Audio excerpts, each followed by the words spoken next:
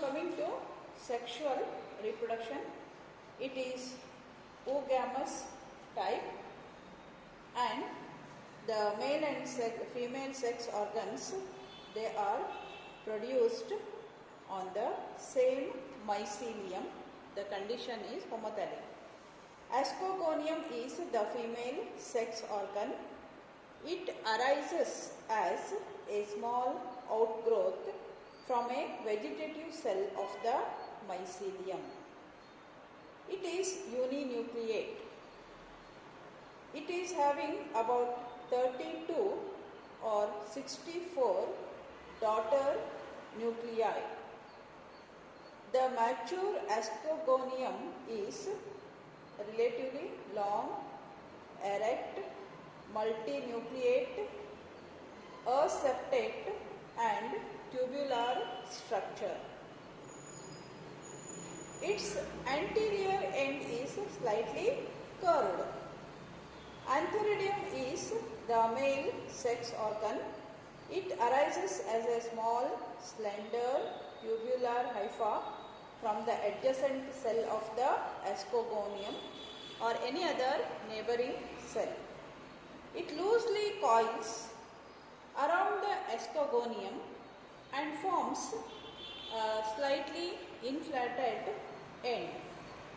A septum develops just below the tip of the inflated part.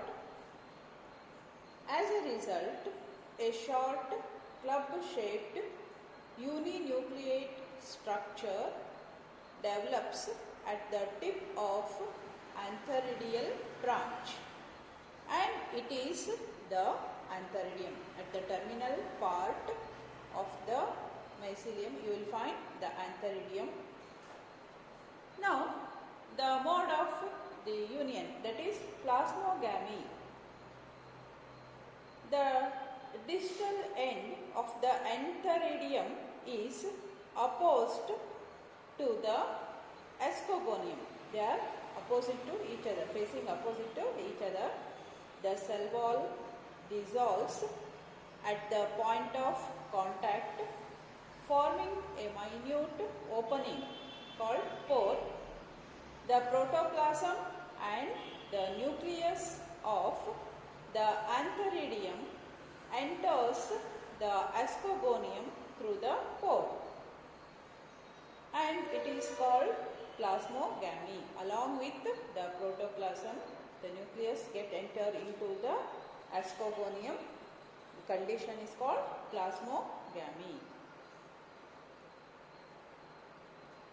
Now coming to the fusion among the male and the female nuclei.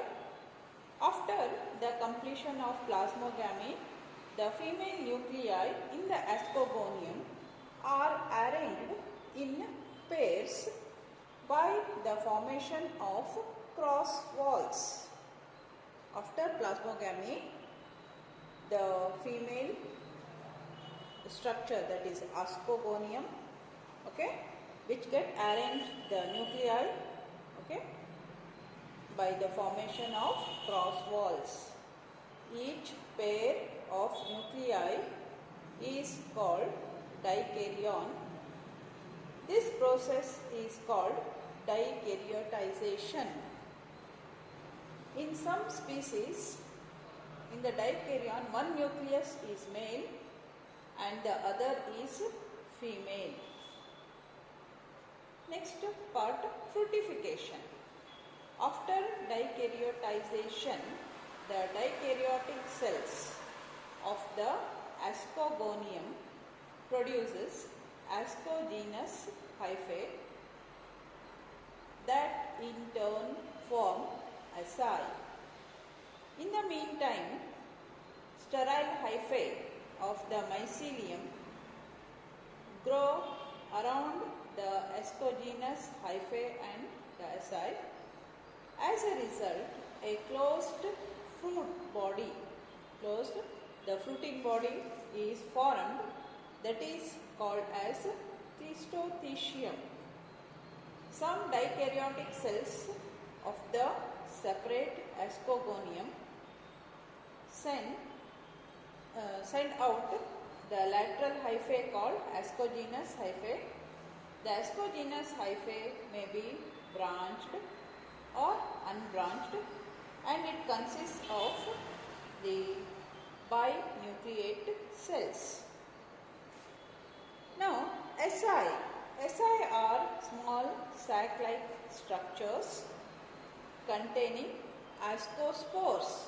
SI are small sac-like structures. They are consisting of the ascospores.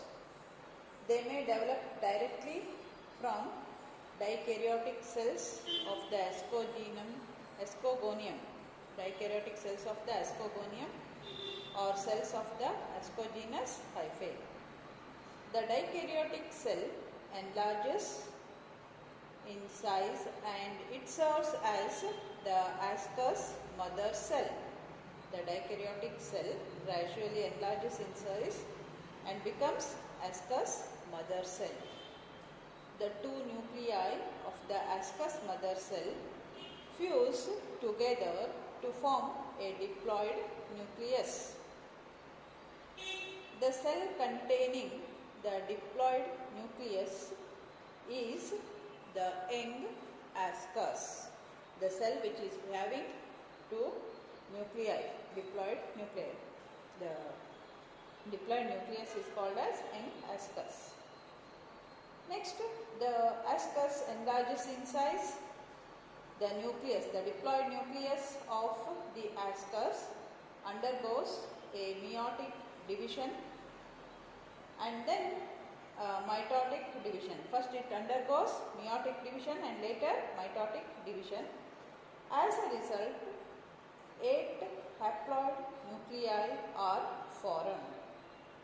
Each nucleus gets a piece of cytoplasm so as to form a globular cell called ascospore, which produces the globular structure called ascospore. 8 ascospores are formed in an ascus.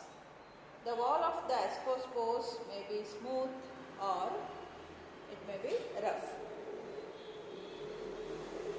Peridium, the sterile envelope around the ascus.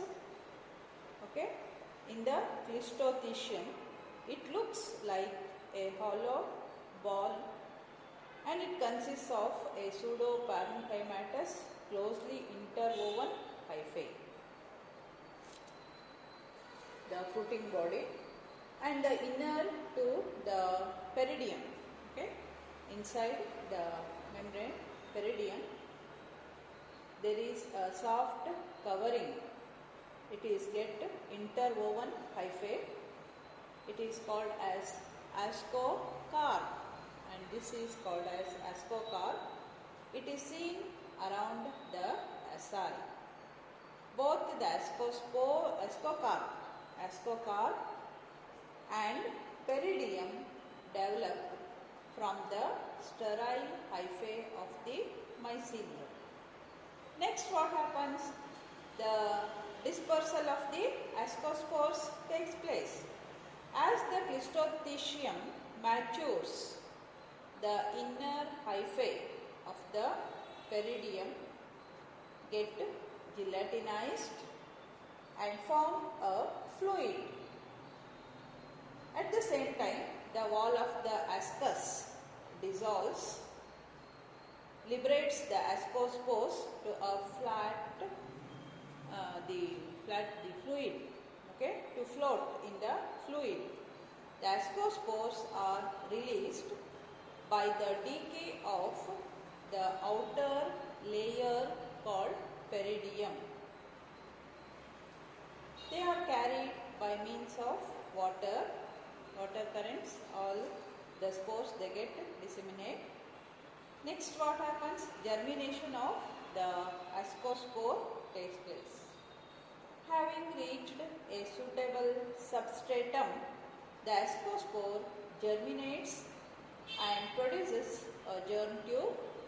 The germ tube undergoes continuous growth, septation and branching to become a new mycelium of the penicillium.